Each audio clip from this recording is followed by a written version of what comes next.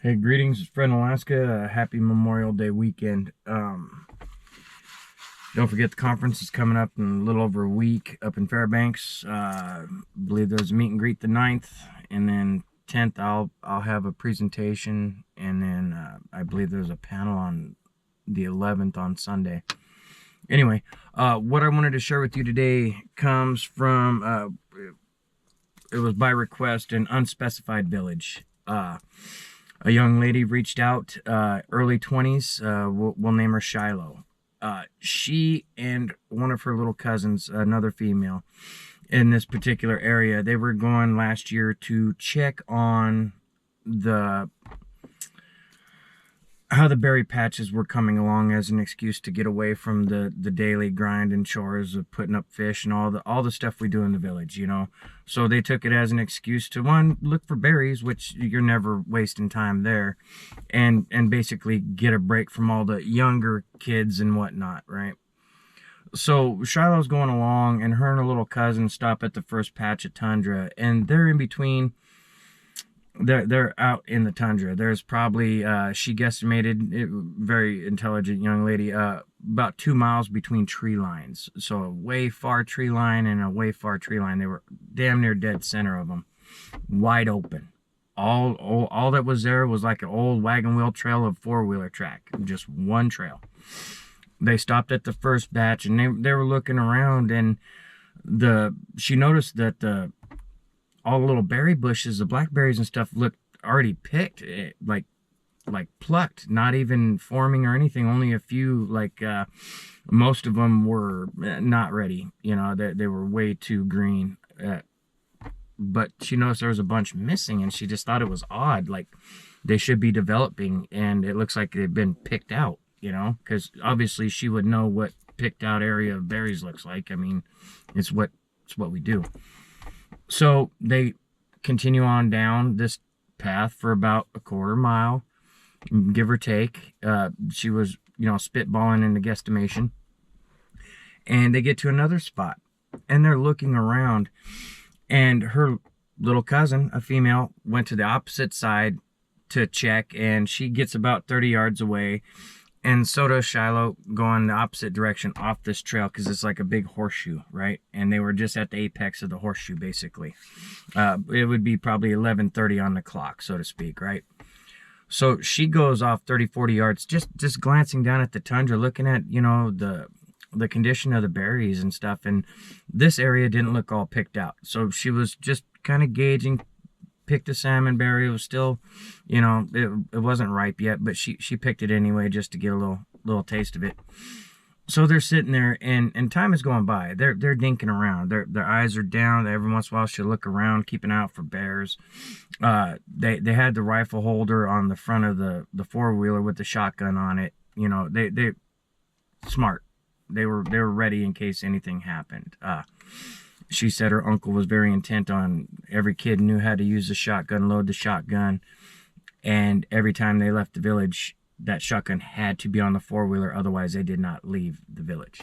So, which is good in my opinion. Kids should know how to properly handle a firearm and in the correct context, not just willy-nilly. So anyway, her little cousin she found a really good patch, so she goes and joins her cousin, which would be, let's call it the south side of the big looping arch of a horseshoe shaped four-wheeler trail that they use to get back to their berry picking spots, right?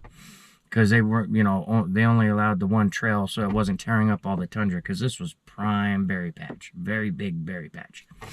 So she joins her little cousin. They're sitting there. Her little cousin's picking a few of the blackberries. They're still a little, not quite ripe, but she's, just getting a taste of them. And you got to understand, this is in the early fall, and nothing's quite ripe. They're just scouting, basically. So they sit there. They're playing around, laughing and joking. She was early 20s. She's just playing with her little cousin, just giggling, laughing about silliness that girls do, Her words, not mine. So, ladies, I'm not mocking it.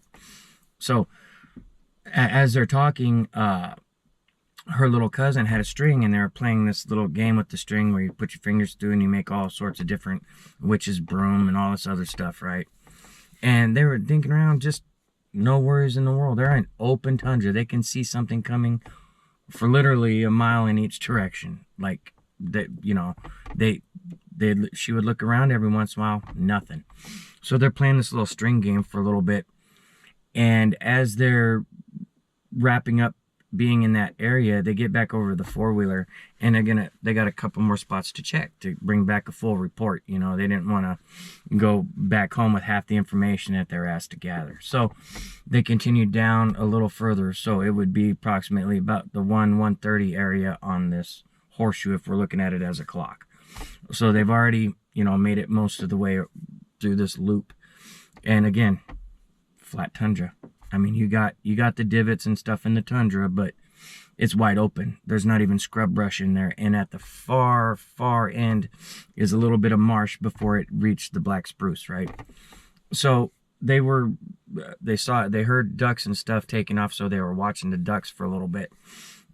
It was just around the time of year where the ducks are starting to fly out, and they watched the ducks take off and circle around, land again. Take off, circle around, land again. They saw a couple of Canadian geese, and they're basically just wildlife watching and checking for berries. I mean, what more could you ask for? You know, she said it was super peaceful. The sun was out. It wasn't cold, but it wasn't overly hot, and it was just perfect condition for just relaxation. Well, again, they are literally sitting on a four-wheeler, looking around them in all directions. Flat tundra, nothing there. They fire up the four-wheeler, and they're going down the trail. Well, out of nowhere, about 50 yards off to their left-hand side, there's this big hulking figure, approximately 9 foot tall at least. And she was trying to be conservative. She was like, it's a big freaking monster, you know. But the thing of it is that this thing was doing this motioning towards them, and she said it was almost like she fell into a trance. She said in that moment she felt peace. She felt like her grandpa was calling her over. It was that kind of feeling she was getting from this thing. And again, this single four-wheeler trail with ruts. So in order to go towards that thing, she had to go over these bumps to turn away from the trail. And as she did that, she bumped her knee and hit it pretty hard in a jarring motion when they were going over the little bumps. And it snapped her out of this trance that she had. And immediately she made eye contact with this thing. She said the facial complexion was a milky gray, very wrinkly, pitch black eyes. The sun was behind them, so this thing was fully lit up right there, about 50 yards, she guesstimated. And now they're pointing straight at it. It's not moving. It's just gently doing this motion like this. Well, she's out of that trance, and she immediately recognized and was overcome that she had been fooled. Something was tricking her mind. These are her words, not mine. Something was tricking her mind into thinking that this creature was their friend initially, until she bumped her knee, and that snapped her out of it. She said in that moment, the realization of what was happening was so overwhelming to her. Immediately, she had tears streaming, and of course, she banked back up onto the trail and hauled ass, right? She went and grabbed one of her older cousins. That was the only one around. Everyone else jumped on a skiff, and they were doing stuff outside of the village while they had been gone. And so there was just one older cousin, a male, and they got her young cousin into the house, doors locked, all that stuff. You know, don't answer the door till we get back. Her and her older male cousin went back out that way. When they get back out to where it had gone down or whatever, they had no cameras or anything like that. She just recently got a cell phone when she moved away from the village, so there was no portable cameras. I asked because there was big, heavy, deep impressions. She said it was very reminiscent of the pictures Vincent Wassley sent. With the tundra broken, with the foot imprint. And her older cousin was just kind of like, geez. Yeah, because at first he thought they were just being silly little girls. Maybe a bear was there. They got startled. You know, he was looking for reasoning to dismiss the girls because they were silly girls, you know, and he was obviously wrong because I've talked to this, she's very sharp. And so they get there, he pops the shotgun out of the holder, and they go over, and she shows them where the tracks are, and they look and they see the tracks going in a straight line, and standard, right, one in front of the other. They weren't offset, and it literally went back towards that pond. Now that pond was a distance away, because they could barely see it as a sliver at the distance when the ducks were taking off and flying around just earlier. So they decide, they got the gun, she's got a male companion with her to go and check it out. He was curious, she was terrified. She kept telling him, I told you, I'm telling the truth, let's go, let's go, let's not be right here, let's go. He goes, no, let's follow, I want to see this thing for myself, so I could say I saw it and not just have a track in the ground, right? And she said he was a little older, so that would make him, going into the late 20s. So they start walking, and she didn't want to be alone, so she stuck by him. He had the gun and a hard head to go and check this situation out. They walk, they follow the tracks. She said she had to take 4 steps to equal 1 stride length of this thing. She said she's 5'7", and used to run cross country, so she was used to taking longer steps and whatnot. She said it was 4 of hers compared to the 1. Her older cousin, the further they got away from the 4-wheeler trail, the more nervous he got. So they got about, she said, 100 yards from the 4-wheeler when across that pond away, they saw this dark figure standing there, and it's doing this number really hard, swaying back and forth really hard. So her cousin spots it just as she spots it, and he starts waving his hands up with the shotgun in his hand. Hey, over here, trying to get its attention, because this thing was focused on them, but it just kept swaying. So he was like, okay, well, I see it. That's the hairy man or whatever. And they start going back towards the 4-wheeler. Well, as every few steps, her cousin was looking back to make sure they weren't being followed. But the problem was, every time he looked back, it was in a different position, coming towards them, and covering ground rather quickly. So he got her to start running, and he started running. They got back to the 4-wheeler, and when they jumped on and he put the shotgun in the holder, this thing was within 100 yards already, and closing in on them very fast. He fired up the 4-wheeler, had it running, and then he felt this thing was just coming, beelining for him, so he pulled the shotgun back out and fired around in the air, racked another shell in, and when he shot into the air, this thing did a tumble, and then tumbled again, then took off on all 4s, heading about approximately 3/4 of a mile to the tree line to the opposite side of this huge opening of tundra, right? And so they're in awe. He feels safer now because it's running away. The 4-wheeler's running. She's looking all around for any other ones. And just for me, the thought of how quickly these things move, right? Because this thing, they said it did not stop. It hit the tree line. They heard some crashing obviously at a distance, and it was just gone, disappeared. So they look around a little more and go back, talk to her little cousin. When the other folks came back, the older cousin went with other males from the village, and they went out. If anyone else knows what I'm talking about, I'm keeping Shiloh. Shiloh's not a real name. I'm not naming the village, but she said there was several others part of this. So if you are one of those, please reach out. I can't use her real name, otherwise it just, anyway. So any others from this particular area where, if this sounds familiar and you are a part of that, please speak out. So they go back with all the older males, right? And he takes them right to where this thing went into the trees. Well, they paired up in groups of 2. There's approximately 8 of them, so there's 4 little groups, all armed, looking to not to kill it, but to make it clear it can't come. They wanted it to feel unwelcome, right? Because the way they viewed it, this thing was awfully freaking friendly and awfully open daylight to keep accosting younger people, and they weren't going to have it. So they hit the trees and they break up into their teams, you know, safety buddy and whatnot.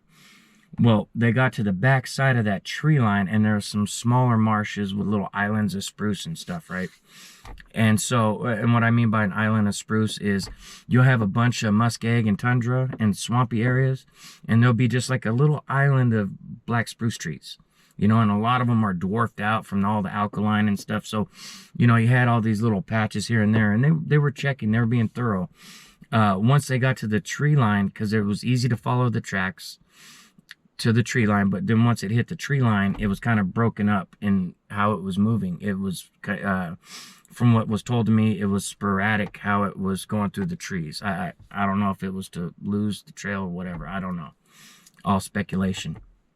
So they're on the back side, and when they were at the edge of this tree line, they're looking out across the muskeg on the opposite side to see if it had continued, and they noticed some spots that they assumed were its tracks still going away. So they were like, they were happy that it was gone, like out of the area and still moving away. So they felt safe enough and they retreated back.